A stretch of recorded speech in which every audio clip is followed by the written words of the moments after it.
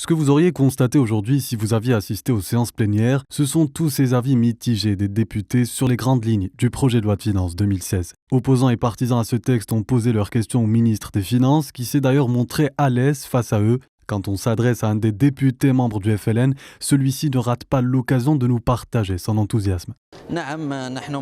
Nous sommes convaincus du discours du ministre des Finances. Toutes les questions auxquelles il a répondu ont fait l'objet d'une polémique entre députés. Pourtant, il y a bien répondu, surtout quand il a réitéré son soutien aux grandes réalisations du président de la République, que personne ne peut d'ailleurs nier. Les opposants, eux, qualifient le discours de Abdelrahman Ben Khalfa de récurrent. Ils disent avoir assisté à cette séance plénière pour mieux connaître le projet de loi de finances et non pas pour se faire rafraîchir les mémoires.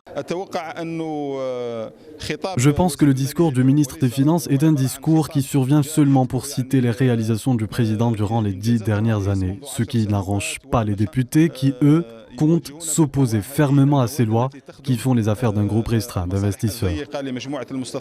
C'est devant une assistance nombreuse que le ministre a défendu les décisions financières du gouvernement prises pour l'exercice 2016.